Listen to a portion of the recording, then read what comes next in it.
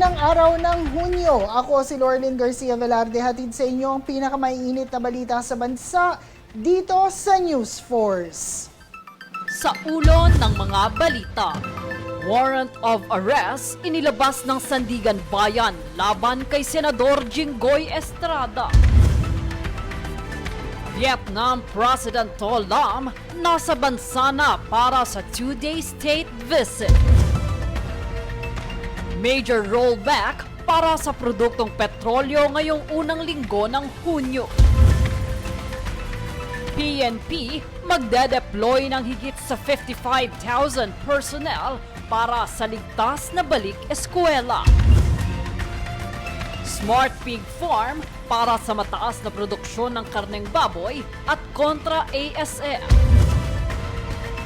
6 na Pilipino kabilang sa 2026 Asia's Top 100 Researchers.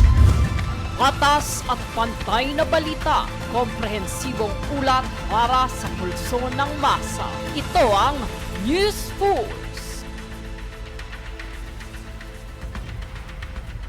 Para sa ating pangunahing balita, Sandigan Bayan 5th Division nag-issue na ng warrant of arrest para kay Senator Jinggoy Estrada nitong Lunes para sa kanyang kinakaharap na 573 million peso plunder case na may kinalaman pa rin sa maanumalyang flood control projects. Ang kasong ito ay non-bailable. Noong Biyernes, nag-post ng bail si Estrada sa Sandigan Bayan na nagkakahalaga ng 90,000 pesos para sa kasong graft. Dumating naman sa Senado ang PNP Criminal Investigation and Detection Group o CIDG bandang 2:00 ng hapon at dumating na din si Department of Interior and Local Government Secretary John V. Cremulya.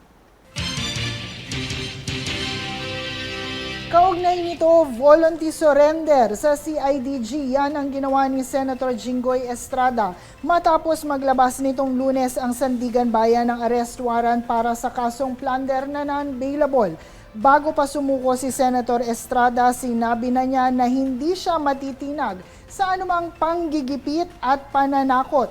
Anya, ipapakita niya sa sambayan ng Pilipino na wala siyang intensyon na makinabang sa pondo ng bayan, kaya't hindi rin niya kukunin ang kanyang sweldo habang nililitis ang kanyang kaso. Dagdag pa niya, hindi niya gagamitin ang Senado bilang panangga laban sa mga alegasyon sa kanya. Ipagtatanggol ko hanggang sa huli ang aking sarili para patunayan na walang batayan ang mga paratang sa akin. Kalokohan ang lahat na ito. Mismo ang Senate Legislative Budget Research and Monitoring Office o LBRMO ang nagsabi sa ombudsman na wala silang anuman dokumento o record na nagpapakita na ako ay nagpasok ng anuman insertion. So how can the office of the ombudsman file a plunder case against me when I am not even alleged to be part of or the mastermind of the supposed scheme? Wala po akong kinalaman dyan. If this is the price I must pay for the decisions I have made and the principles I have chosen to uphold, then I am prepared to face the consequences, however difficult they may be, especially for my family. I will not be broken by accusations, nor will I yield to political pressure. I will meet these charges head on, defend my honor through due process, and place my faith in the truth. I will be proceeding now to the CIDG to voluntarily surrender myself. Maraming salamat po. Sa iba pang balita, President To Lam ng Vietnam dumating sa Pilipinas nitong linggo, May 31. Si To Lam ang siyang Secretary General of the Central Committee of the Communist Party and President of the Socialist Republic of Vietnam para sa 2-day state visit. Naging makabuluhan ang unang araw ng pagtungo sa Malacanang kung saan kasama si Pangulong Ferdinand Marcos Jr. at pareho silang naging saksi sa mga kasunduan ng dalawang bansa sa larangan ng Defense, Information Technology and Digital Transformation, Tourism at Education.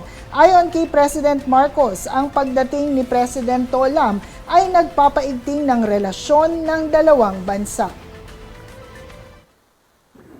On political and security cooperation, we have just witnessed the signing of a pivotal agreement, the renewal of the 2010 Philippines-Vietnam Memorandum of Agreement on Defense Cooperation.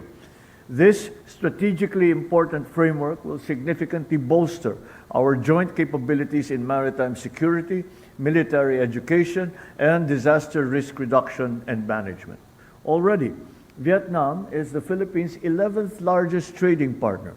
We both remain committed to fostering a highly conducive environment for two-way investments, particularly in manufacturing, green technology, and the digital economy. Likewise, the Philippines and Vietnam's new Memorandum of Understanding on Information Technology and Digital Transformation ensures our productive and proactive cooperation in digital inclusion, e-governance, and emerging technologies, recognizing its vital role as an engine of economic growth.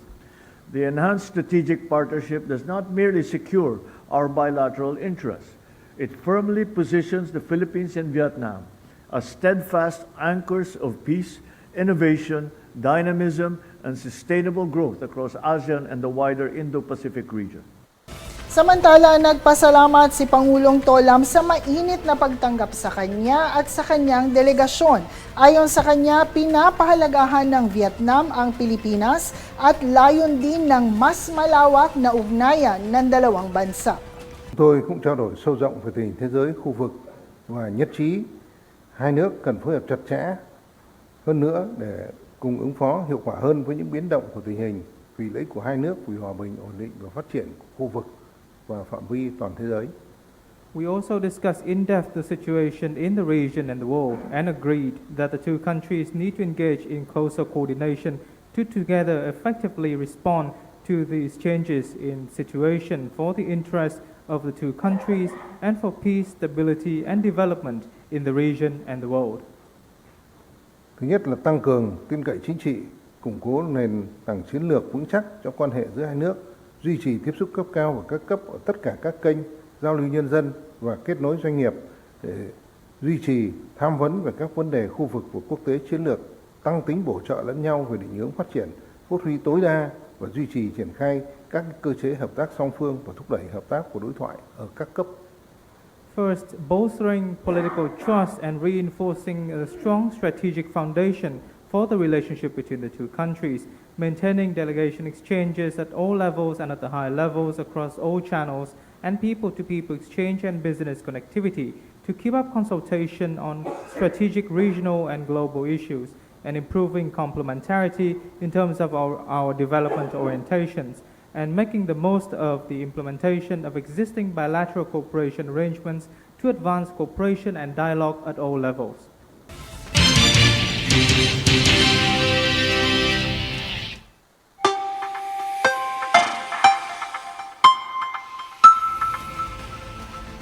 Para sa ating lagay ng panahon, patuloy nang lumalayo sa bansa ang bagyong Domeng at wala na rin itong direktang epekto, ngunit hinahatak nito ang southwest monsoon o habagat na nakakaapekto sa panahon sa malaking bahagi ng bansa.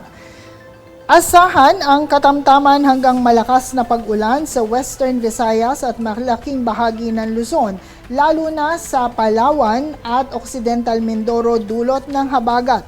Dagdag pa rito, inaasahan din ang malakas na hangin sa mga lugar na apektado ng habagat kabilang ang Batanes at Babuyan Islands.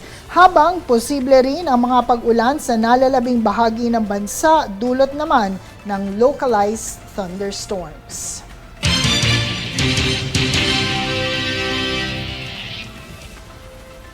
Susunod sa News Force. Smart Pig Farm para sa mataas na produksyon ng karneng baboy at kontra ASF. PNP magde-deploy ng higit 55,000 personnel para sa ligtas na balik eskwela. 6 na Pilipino kabilang sa 2026 Asia's Top 100 Researchers. Manatiling nakatutok para sa higit pang mga balita sa pagbabalik ng News Force.